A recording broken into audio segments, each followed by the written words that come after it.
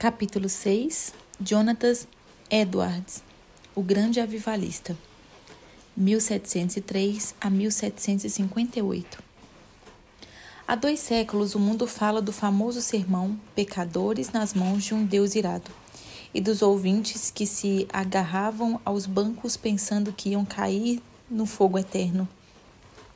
Esse fato foi apenas um dos muitos que aconteceram nas reuniões em que o Espírito Santo desvendava os olhos dos presentes para contemplarem a glória do céu e a realidade do castigo que está bem perto dos que se encontram afastados de Deus. Jonathan Edwards, entre os homens, era um vulto maior nesse avivamento, intitulado nessa ocasião Grande Despertamento. Sua vida é um exemplo destacado de consagração ao Senhor para o desenvolvimento maior do intelecto e, sem qualquer interesse próprio, de deixar o Espírito Santo usar o mesmo intelecto como instrumento nas suas mãos. Amava a Deus não somente de coração e alma, mas também de todo o entendimento. Sua mente prodigiosa apoderava-se das verdades mais profundas. Contudo, sua alma era, de fato, um santuário do Espírito Santo. Sobre a aparente calma exterior, ardia nele o fogo divino, como um vulcão. Os crentes atuais devem a esse herói, graças à sua perseverança em orar e estudar sobre a direção do Espírito Santo, a volta às várias doutrinas e práticas da igreja primitiva. Grande foi o fruto da dedicação do lar em que Edward nasceu e se criou. Seu pai foi o amado pastor de uma só igreja durante um período de 64 anos. Sua piedosa mãe era filha de um pregador que pastoreou uma igreja durante mais de 50 anos. Das 10 irmãs de Jonathan, 4 eram mais velhas do que ele e 6 mais novas. Muitas foram as orações que os pais ofereceram a Deus para que o único e amado filho fosse cheio do Espírito Santo e que se tornasse grande perante o Senhor. Não somente orava assim, fervorosa e constantemente, mas mostravam-se igualmente zelosos em criá-lo para Deus. As orações à volta da lareira os estimularam a se esforçarem e seus esforços redobrados os motivaram a orar mais fervorosamente. O ensino religioso e permanente resultou em Jonathan conhecer intimamente a Deus quando ainda criança. Quando Jonathan tinha 7 ou 8 anos, houve um despertamento na igreja de seu pai, e o menino acostumou-se a orar sozinho, 5 vezes, todos os dias, e a chamar outros da sua idade para orarem com ele. Citamos aqui as suas palavras sobre esse assunto. A primeira experiência de que me lembro de sentir no íntimo a delícia de Deus e das coisas divinas foi ao ler as palavras de 1 Timóteo 1, versículo 7. Ora, ao Rei dos séculos, imortal, invisível, ao único Deus, seja a honra e glória para todo sempre. Amém. Sentia a presença de Deus até arder o coração e abrasar a alma de tal maneira que não sei descrevê-lo. Gostava de passar o tempo olhando para a lua e, de dia, contemplar as nuvens e os céus. Passava muito tempo observando a glória de Deus, revelada na natureza e contando as minhas contemplações do Criador e Redentor. Antes, me sentia demasiado assombrado ao ver os relâmpagos e ouvir o troar do trovão. Porém, mais tarde, eu me regozijava ao ouvir a majestosa e terrível voz de Deus na trovoada. Antes de completar 13 anos, iniciou seu curso em Yale College, onde, no 2º ano, leu atentamente Ensaio sobre o Entendimento Humano, a famosa obra de Locke. Vê-se nas suas próprias palavras acerca dessa obra o grande desenvolvimento intelectual do moço. Achei mais gozo nisso do que o mais ávido avarento em ajuntar grandes quantidades de ouro e prata de tesouros recém-adquiridos. Edward, antes de completar 17 anos, diplomou-se em Yale College com as maiores honras. Sempre estudava com esmero, mas também conseguia tempo para meditar na Bíblia diariamente. Depois de diplomar-se, continuou seus estudos em Yale. durante 2 anos e foi então separado para o ministério. Foi nessa altura que seu biógrafo escreveu acerca de seu costume de dedicar certos dias para jejuar, orar e examinar-se a si mesmo. Acerca de sua consagração, com a idade de 20 anos, Edwards escreveu: "Dediquei-me solenemente a Deus e o fiz por escrito, entregando a mim mesmo e tudo o que me pertencia ao Senhor, para não ser mais meu em qualquer sentido, para não me comportar como quem tivesse direitos de forma alguma, travando assim uma batalha com o mundo, a carne e Satanás até o fim da vida." Alguém assim se referiu a Jonatas.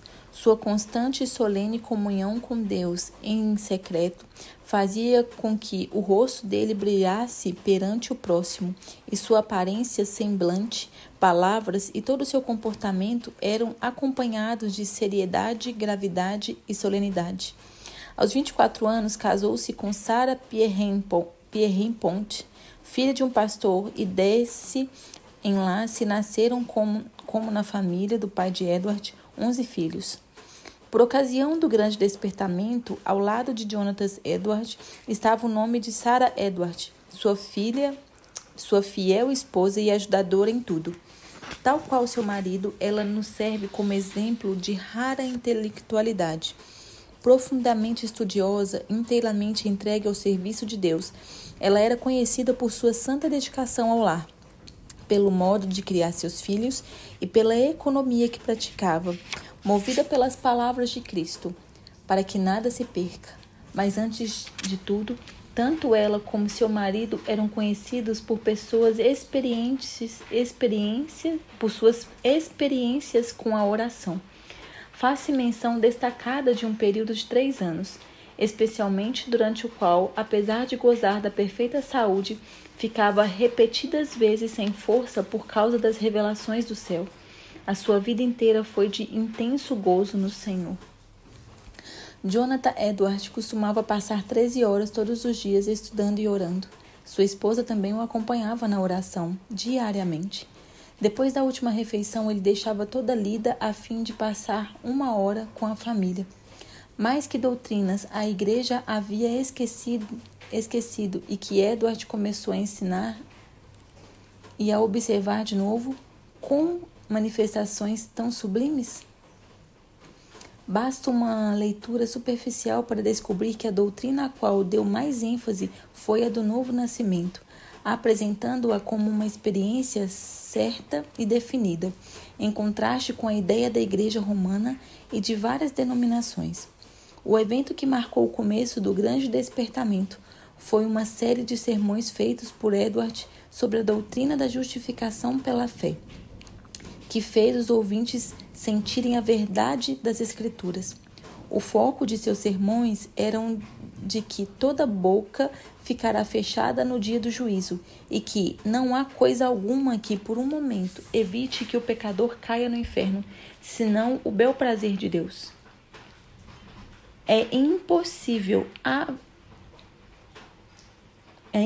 avaliar o grau do poder de Deus derramado para despertar milhares de almas para a salvação, sem primeiro nos lembrarmos das condições das igrejas na Nova Inglaterra e no mundo inteiro nessa época, que, até hoje, não se admira do heroísmo dos puritanos que colonizaram as florestas da Nova Inglaterra?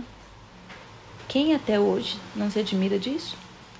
Passara, porém, essa glória, e a igreja, indiferente e cheia de pecado, encontrava-se face ao maior desastre.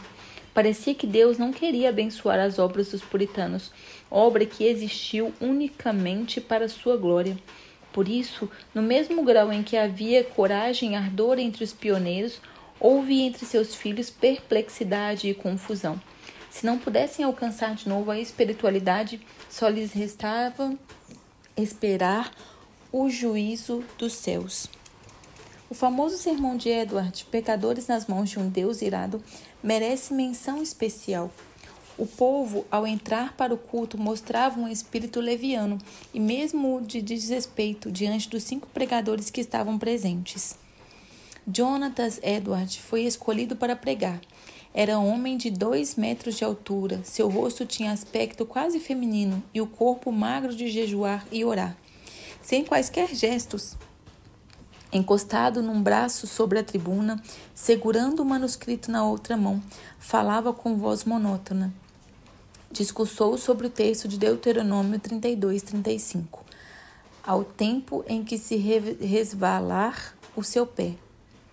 Depois de explicar a passagem, acrescentou que nada evitava, por um momento, que os pecadores caíssem no inferno, a não ser a própria vontade de Deus, que Deus estava mais encolarizado com alguns dos ouvintes do que com muitas pessoas que já estavam no inferno, que o pecado era como um fogo encerrado dentro do pecador e, com a permissão de Deus, pronto a transformar-se em fornalhas de fogo e enxofre, e que somente a vontade do Deus indignado os guardava da morte instantânea.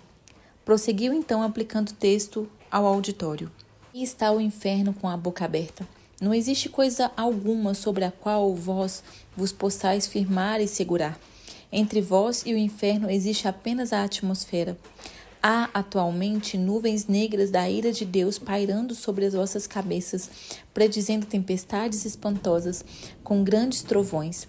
Se não existisse a vontade soberana de Deus, que é a única coisa para evitar o ímpeto do vento até agora, seríeis destruídos e vos tornareis como a palha da eira.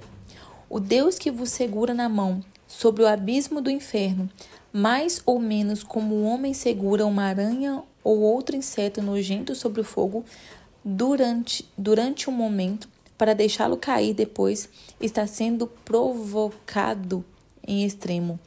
Não há que admirar se alguns de vós, com saúde e calmamente sentados aí nos bancos, passarem para lá antes de amanhã. O resultado do sermão foi como se Deus arrancasse um véu dos olhos da multidão para contemplar a realidade e o horror da posição em que estavam. Nessa altura, o sermão foi interrompido pelos gemidos dos homens e os gritos das mulheres. Quase todos ficaram de pé ou caídos no chão. Foi como se um furacão soprasse e destruísse uma floresta. Durante a noite inteira, a cidade de Enfield ficou com uma fortaleza sitiada. Ouvia-se em quase todas as casas o clamor das almas que, até aquela hora, confiavam na sua própria justiça. Esperavam que a qualquer momento o Cristo descesse dos céus com os anjos e apóstolos ao lado e que os túmulos entregassem os mortos que neles havia. Tais vitórias contra o reino das trevas foram ganhas de joelhos. Edward não abandonara nem deixara de gozar os privilégios das orações, costume que vinha desde meninice. Continuou a enfrentar também os lugares solitários da floresta, onde podia ter comunhão com Deus. Como exemplo, citamos a sua experiência com a idade de 34 anos, quando entrou na floresta a cavalo. Lá, prostrado em terra, foi-lhe concedido ter visão tão preciosa da graça, amor e humilhação de Cristo como mediador, que passou 1 hora vencido por uma torrente de lágrimas e pranto. Como era de esperar, o maligno tentou anular a obra gloriosa do Espírito Santo no grande despertamento, atribuindo tudo ao fanatismo. Em sua defesa, Edward escreveu: Deus, conforme as Escrituras, faz coisas extraordinárias. Há motivos para crer, pelas profecias da Bíblia, que sua obra mais maravilhosa seria feita nas últimas épocas do mundo. Nada se pode operar às manifestações físicas como as lágrimas, gemidos, gritos, convulsões, falta de forças. De fato, é natural esperar, ao nos lembrarmos da realidade entre o corpo e o espírito, que tais coisas aconteçam. Assim falam as Escrituras, do carcereiro que caiu perante Paulo e Silas, angustiado e tremendo, do salmista que exclamou sobre a convicção do pecado: envelheceram os meus ossos pelo meu branido durante o dia todo. Salmos 32:3. Dos discípulos que, na tempestade do lago, clamaram de medo, da noiva do Cântico dos Cânticos, que ficou vencida pelo amor de Cristo até desfalecer. Certo é que na Nova Inglaterra começou, em 1740, um dos maiores avivamentos dos tempos modernos. É igualmente certo que este movimento se iniciou não com os sermões célebres de Edwards, mas com a firme convicção deste de que há uma obra direta que o Espírito Divino está na alma humana. Note-se bem, não foram seus sermões monótonos nem a eloquência extraordinária de alguns, como George Whitefield, mas sim a obra do Espírito Santo no coração dos mortos espiritualmente, que, começando em Northampton, espalhou-se por toda a Nova Inglaterra e pelas colônias da América do Norte, chegando até a Escócia e a Inglaterra. No meio de uma época da maior decadência, a Igreja de Cristo, entre a população escassa da Nova Inglaterra, despertou e foram arrebatadas de 30 a 50 mil almas no inferno durante um período de 2 a 3 anos. No meio de suas lutas, sem ninguém esperar, a vida de Edward foi tirada da terra. Apareceu a varíola em Princeton e um hábil médico foi chamado da Filadélfia para inocular os estudantes. O nosso pregador e as suas filhas foram também vacinados.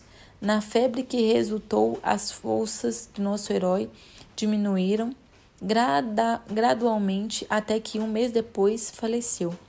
Assim diz um de seus biógrafos, em todo o mundo onde se falava o inglês, era considerado o maior erudito desde os dias do apóstolo Paulo ou de Agostinho.